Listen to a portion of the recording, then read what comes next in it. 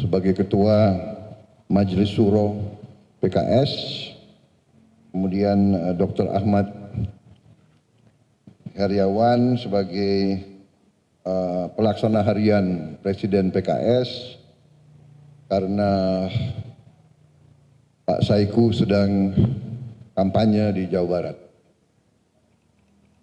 Hadir Sekretaris Jenderal, Bendahara Umum, dan unsur pimpinan semuanya. Sekali lagi terima kasih kehadiran di Kartanegara ini mengingatkan kita masa-masa dahulu. Kita juga mulai kerjasama politik kita, katakanlah persekutuan kita mulai dari Kartanegara ya sekian tahun yang lalu, gitu Pak ya. 2000 berapa? 14 ya? 14 ya. Jadi kita dulu bukan sekutu tapi segajah. Dan kemarin kita mereka ada pilihan berbeda, kita tidak masalah, mereka izin berbeda, kita juga tetap bersahabat. Itulah yang kita inginkan, politik di Indonesia, politik yang selalu menjunjung tinggi, saling menghormati. Begitu selesai pertandingan, kita kembali menjalin kerjasama. Kita sama-sama ingin yang terbaik untuk rakyat kita. Kita sadar bahwa semua unsur pimpinan politik harus sadar, harus paham dan mengerti kewajiban kita yang mendahulukan dan mengutamakan kepentingan rakyat kita. Dan karena itu setiap upaya menjalin kerjasama adalah sesuatu yang sangat kita hargai dan junjung tinggi. Dan saya sangat terima kasih kehadiran kawan-kawan kita dipimpin langsung oleh Ustadz Salim, langsung Ketua Majelis Syuronya, sahabat lama kita. Sebetulnya kita kontaknya tuh sering, hanya sering juga tidak di depan media, tapi kali ini kita memandang perlu untuk menjelaskan ke seluruh khalayak bahwa kita bertekad untuk kerjasama, bertekad untuk berbuat terbaik untuk bangsa dan rakyat kita.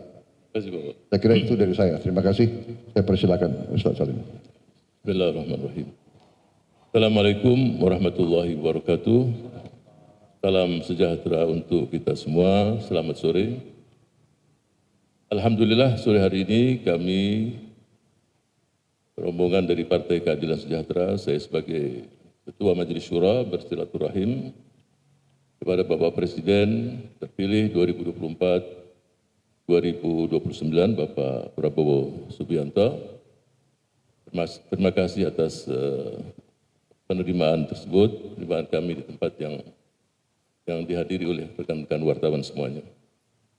Yang kedua, kami mengucapkan sekali lagi dan bahkan yang kedua, ucapan selamat atas terpilihnya Bapak sebagai Presiden Republik Indonesia 2024-2029. Seiring doa, mudah-mudahan Bapak selalu diberikan kesehatan, keafiatan, kekuatan untuk memimpin bangsa dan negara tercinta ini.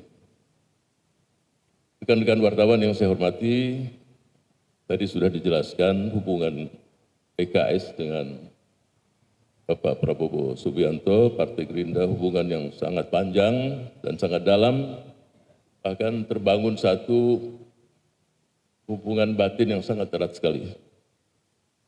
Tahu dilempar di Pantai Belawan, rame berterbangan burung merpati.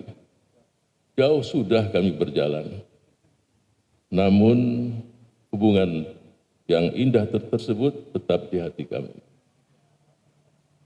Jadi hubungan batin ini tidak bisa dilupakan. Olehnya itu, kehadiran kami di sini ada beberapa hal yang kita bahas tadi.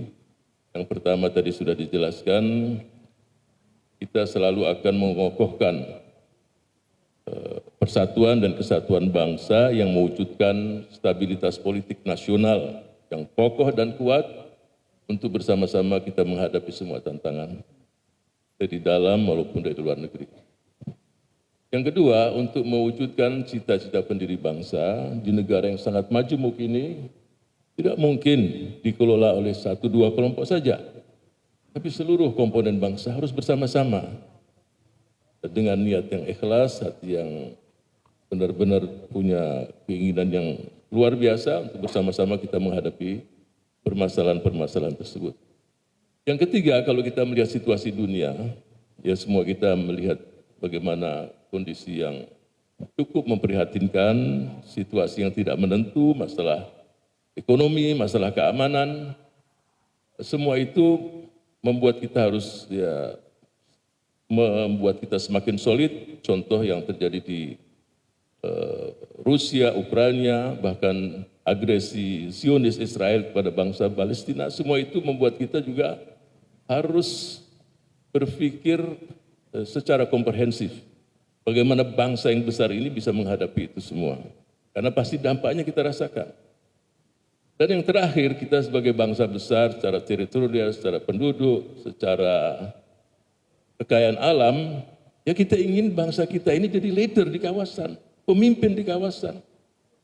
Ya, dan saya melihat, ya ini saya melihat dari perjalanan panjang, Bapak Prabowo Subianto mampu untuk menjadi pemimpin leader di kawasan ini.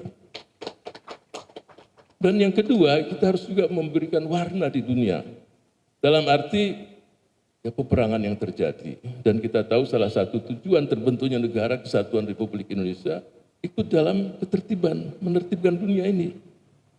Apalagi kalau sampai terjadi ya kedamaian di sekitar sekian banyak titik di dunia ini. Bahkan yang kita berharap agar juga bangsa ini bekerja keras untuk mewujudkan kemerdekaan saudara-saudara kita di Palestina. Dan itu sudah ada dalam konstitusi kita.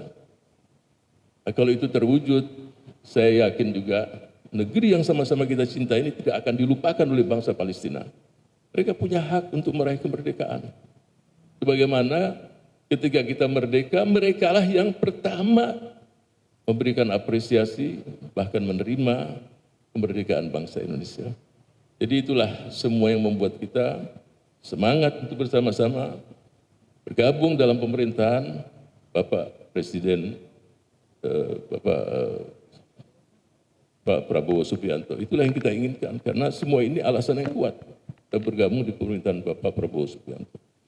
Olehnya itu, sebagai penutup saya akan memberikan satu pantun Bapak. Kalau tak ada kapal pinisi, manalah sanggup kita arungi dunia.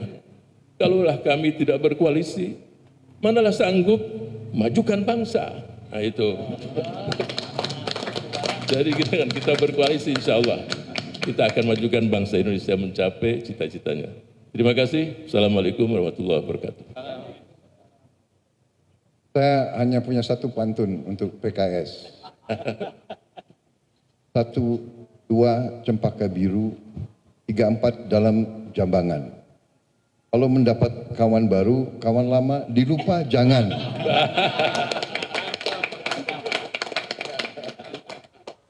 Jelajahi cara baru mendapatkan informasi. Download Metro TV Extend sekarang.